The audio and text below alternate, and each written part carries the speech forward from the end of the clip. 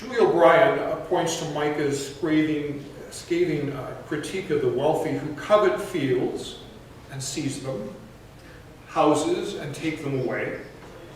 That's chapter 2, verse 2.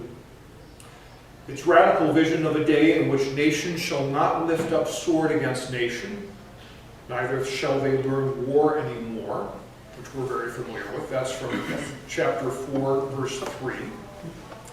And its plaintive insistence that what Yahweh requires is to do justice and to love kindness and to walk humbly with your God. That's chapter 6, verse 8, and that's something we're going to work with quite a bit later on at your tables. So she asked these very important questions. Does justice entail giving people equal opportunity or ensuring relatively equal outcomes? Does it look the same for women as for men? Should social justice advocates focus on individual rights or institutional structures? How will we know justice when we see it? Who gets to define justice?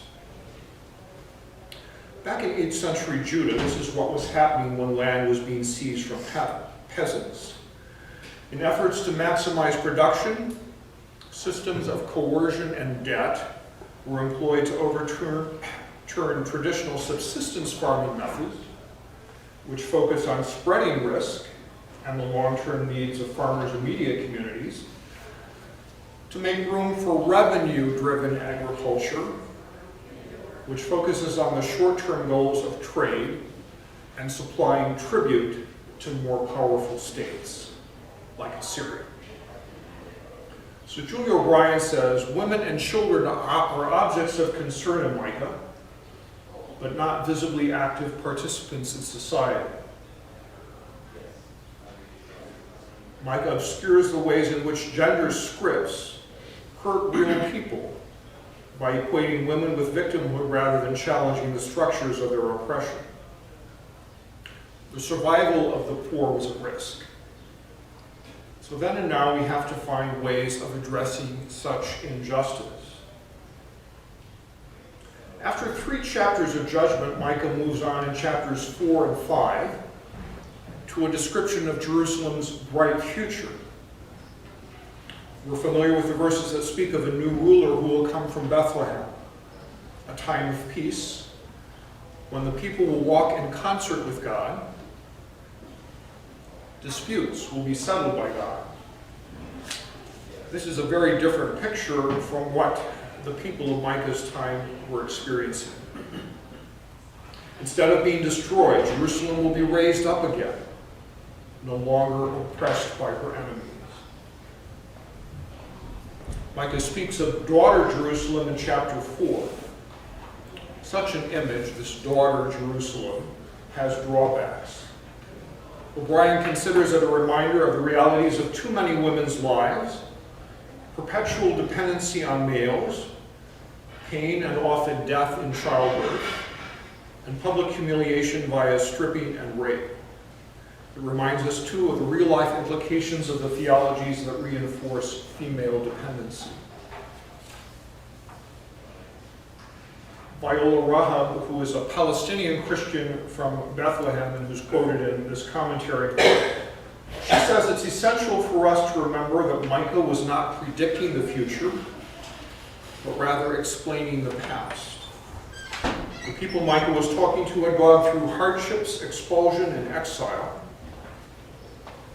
In his social criticism, Micah takes a clear stand in naming the injustice and its perpetrators and gives a voice to the voiceless. She says what we need today are Palestinian prophetic voices in the tradition of Micah who will develop an internal social political criticism. We need people who also have the courage, vision, and wisdom to translate this criticism into a tool of social political transformation. To accomplish that in our own neighborhoods in Minneapolis and St. Paul and the surrounding suburbs, we need to listen to the prophetic voices who are asking us to pay attention. So I think that's as important for us as a congregation, to be looking at who are the prophetic voices who are writing or speaking now, as much as we look back, thousands of years into Scripture for guidance.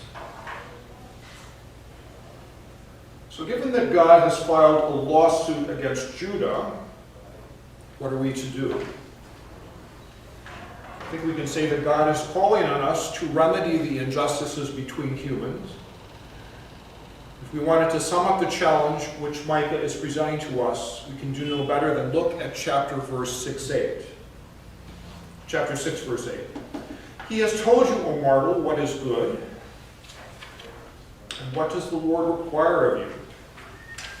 But to do justice, and to love kindness, and to walk humbly with your God.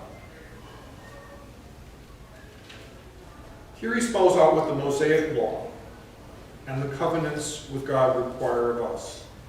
This is the way of true worship, and it's not a new teaching in the Hebrew Bible. What is shocking is how often the people fail to do what was expected of them then and now.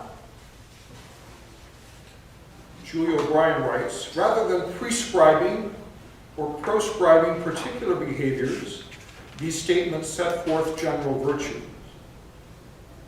Do what is right. Keep your promises. Do not think too highly of yourself. Okay. For a moment, let's look at the handout that I gave you.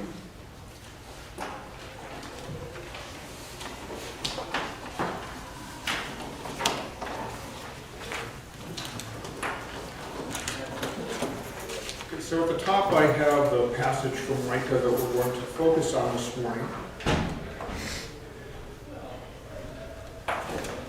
Any questions so far before we have some table talk?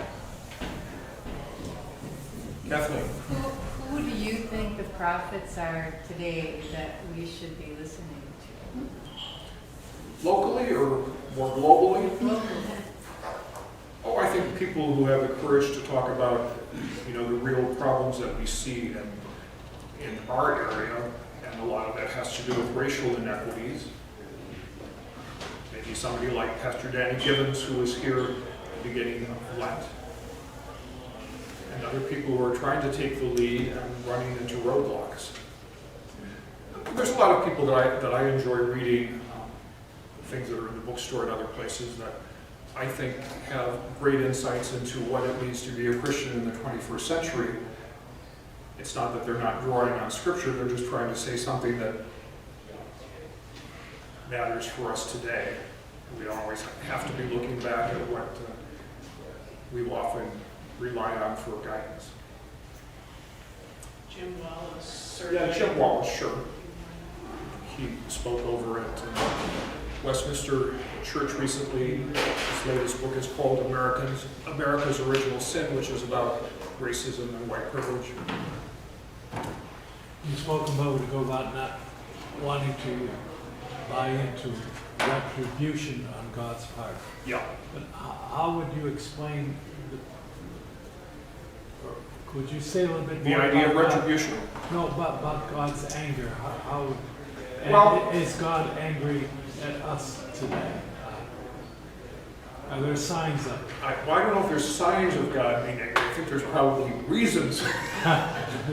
We could think of many reasons why God could be angry if you're considering how limited our efforts to actually bring about justice between peoples, whether it's people close to us or people around the world. Every morning when I get up, the reason I put down those 6 things to think about, food, clothing, and so on, when I say the Lord's Prayer, I always think about what does it mean to talk about the kingdom. Now, some people aren't comfortable with kingdom language, so I just talk about the reign of God, which doesn't have to be so monarchical. But I always am trying to think about food, clothing, shelter, housing, healthcare, and education, jobs. Because it seems to me that doesn't cover everything that's going to be wrong with the world, but it covers a lot of things that people need just to be able to move forward at all. So that's what I think about when I pray in the morning. And I think God could, if we're going to attribute anger to God, God could be angry about how little we do to actually make that happen here and other places. But I don't buy into the idea. You know, somebody like Pat Robertson could say, okay, Katrina, Hurricane Katrina in New Orleans, all the damage and havoc that it wreaked in people's lives, that's God getting back at us for, you know, the United States accepting gays or Fred Phelps, that crowd. I just don't buy that. I think God illustrates his anger in that sense to illustrate his omnipotent power and to make them to keep their concentration on what the Creator is and not so much as the rambunctious of all the pleasures or whatever their pleasures of life, and just like you said, and keep their concentration on social justice and the necessities that one needs in life. Because how you think about it, how much does anybody really need pleasures? You know what I'm saying? Because if they trust in God, God is going to make sure that they have that type of happiness according to these well, I guess you call them basic necessities: food, clothing, housing, education, healthcare, and jobs.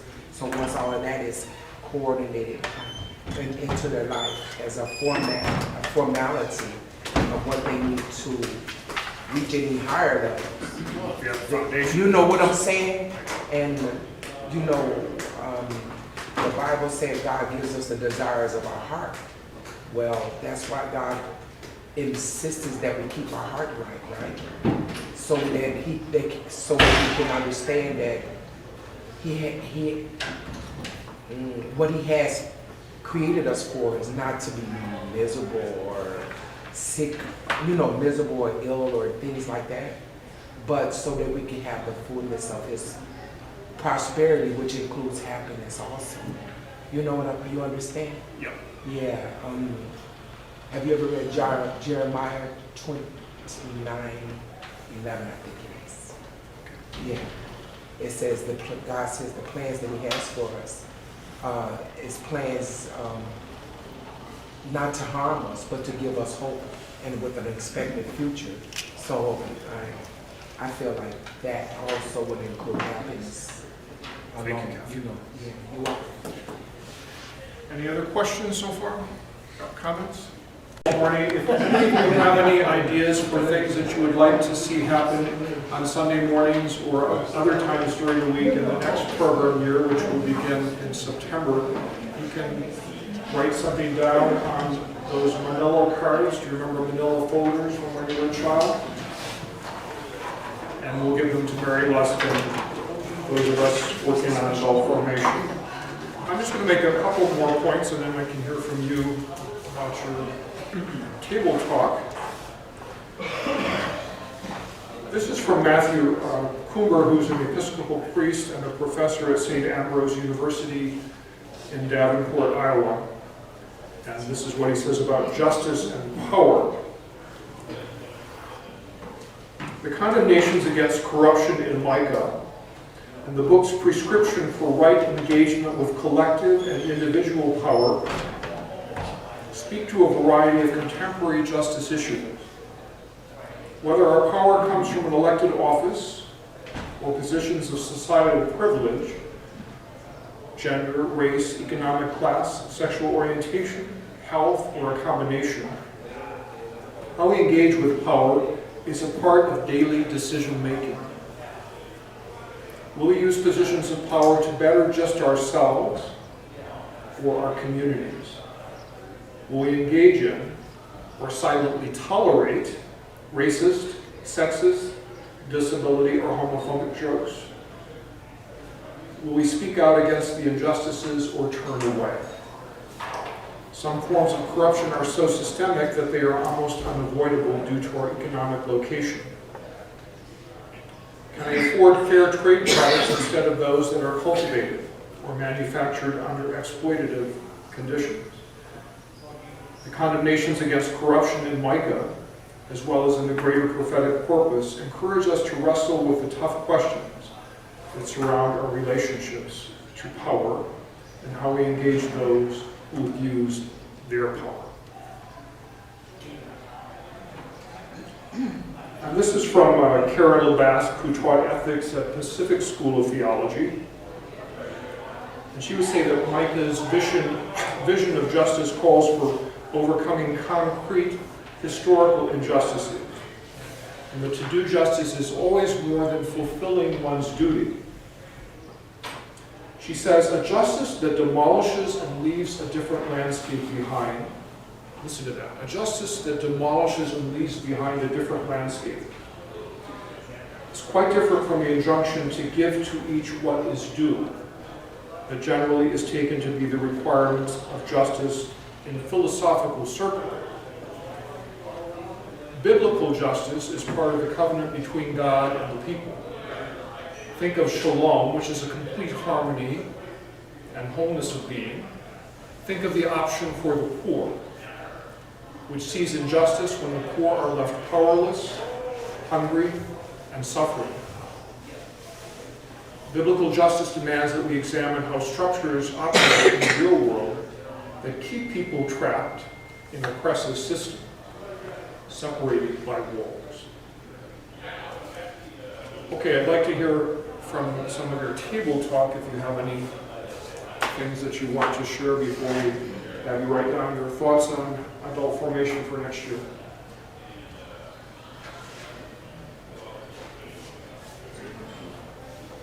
Well, Steve Gove and Mary Addington and I solved all the problems. Here it is, equal opportunity versus equal outcome. We said that in Minnesota, where our outcomes are not equal racially, and we decided that equal opportunity has not worked, and so therefore we have to start working on equal outcomes, that we need to work in that direction because the other hasn't worked. Because we feel like in the state we've tried, we've had some good effort that has not paid off because we come at the bottom of so many different fields. And rights and institutional structures we need both, and we would. What else did you think of that?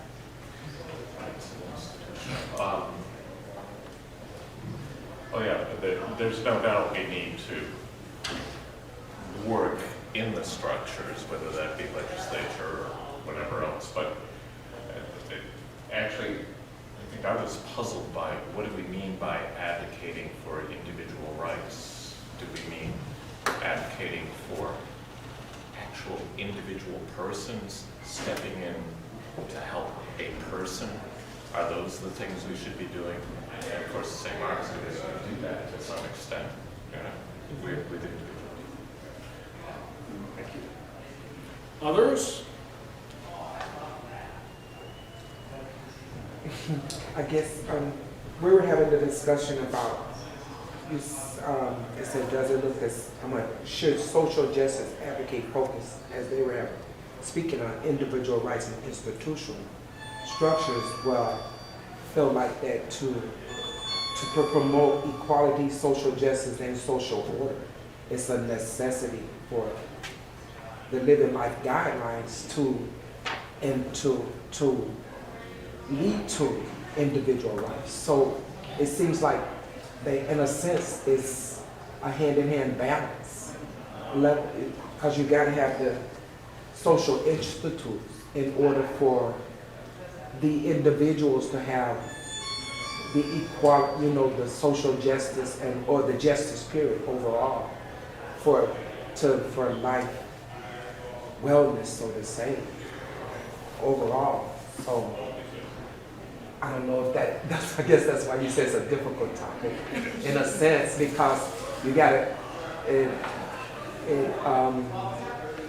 we may have the understanding of what your perspective, but what about all the ethics around the world at large, you know? That, you know, I know we mainly just keeping our focus on what we have to do as a church to bring about the social justice and the equality or whatever it may be in the communities. So that's our point. It's pretty much it confirms what their point is. Okay. Yeah. Very good. Nancy? I just think that I realize that equal opportunity doesn't seem to be working because the outcomes are not great, but I think if equal opportunity isn't the law, then all kinds of nasty people are going to slither in and make it difficult for people who are not just like those people to not have opportunities. They're going to mess it up for a whole lot of my friends. Roger? My table mate and I landed in the same airport meeting concerning the matter of power. And we reflected on the course of human history. Why in the course of human history doesn't something change? And we say, oh, this is what's going on now, but it's been going on like this since King David was a little tough. And so we just have every epoch of human history has this power issue or power struggle, and the most powerful one, I said the one with the biggest weapons is the war, and that seems to be the case, and it filters all the way down. The other thing is that I talked about institutionalism versus individualism, and we agree that the church as an institution has really failed history bad again and again. And I don't mean to be critical of it because that's where I live, but I live in the image of Christ and not necessarily in the image of the institution. And so the question then became, how as an institution has the church so badly missed the mark? In Nazi Germany and in India and other places that we mentioned, it's missed the mark terribly. But then we look at power struggles, and it's the same thing within the institution called the church. My question is, if we spend so much time reforming the institution, what happens to the individual and their affordable housing? And I have a former student that's terribly schizophrenic, and he lives on the streets here in Minneapolis. And he can't get off the streets. They take him in, but they don't take him into a structure that's capable of caring for him. So there's no institutional place for him to be. I can't bring him into my apartment because I don't know how to take care of him. I don't know what it takes to care for a schizophrenic person of that degree.